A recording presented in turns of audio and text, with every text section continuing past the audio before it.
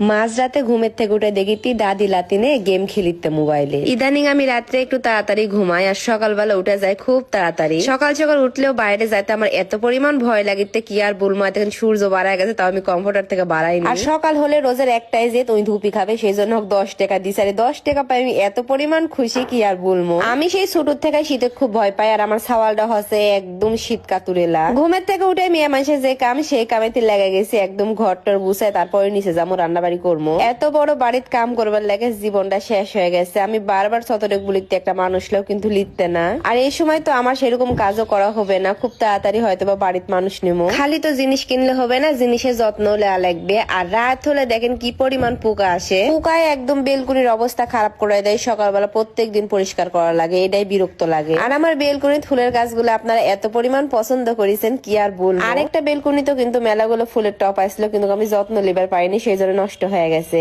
আর এই সাইডে হচ্ছে আমার মসজিদ। আলহামদুলিল্লাহ বাড়ির কাছে মসজিদ হয়ে খুবই ভালো হচ্ছে। আজানের উত্তর গুলো খুব সুন্দর করে দেওয়া যায়। যাই হোক, এখন কামেত লেখা যাওয়া লাগবে। ডুপ্লেক্স বাড়ি যারা দিচ্ছেন তারা তো মহা বিপদে আছেন, সেটা আমি জানি। কারণ উপরেও পরিষ্কার করা লাগে, নিচেও পরিষ্কার করা লাগে। আমার আর সতরের রুম কিন্তু আলাদা। আমি রোজে ওই ঘরের থাকি আর সতর এই ঘরের থাকে। দেখে এখন আপনারা অনেকেই বলবেন আপু আপনারা আলাদা রুমে থাকেন কি জন্য। ও আরেকটা কথা, আমার এইদিকে কারেন্ট থাকবে না। 8টার সময় কারেন্ট চলে গেছে, 5টার সময় কারেন্ট আসবে। আর এই ঘরের অবস্থা কি করে দিচ্ছে, চারিদিকে অন্ধকার করে দিয়ে একদম পর্দা টর্দা লাগাই দেয় মশাই ঘুম পাড়িতে। কিন্তু এখন আর আমি ঘুমাবার দিব না, আমি তুলবার আনছিও। কারণ সকাল সকাল বাড়িতে মিস্ত্রি লেগে গেছে, কিন্তু মিস্ত্রির কাম দেখা দেওয়া বাদ দেয়। দেখেন কিভাবে শুয়ে আছে। সকালবেলা ঘুমের থেকে তোলার বিশ্ব যুদ্ধ করা একরকম, মানে ঘুমের থেকে উঠপাটি চায় না। খুটলে খুটলে আমার ঘুমের থেকে তোলা লাগে। চোখ লাখ মুখ এখন টানাটানি শুরু করে দিব, তখন বিরক্ত হয়ে যাবে। বিরক্ত হয়ে আমার গেলাবে। আর আজকে গেলালো না কি জন্য জানেন, ওই আগে দেখা পাচ্ছে ক্যামেরা, সেই জন্য আর গেলালো না আমার। অনেকেই আগ্রহ হলে প্রশ্ন করেছেন আপু আপনার বাড়ির কাজ কত দূর, আপনি আর কি জন্য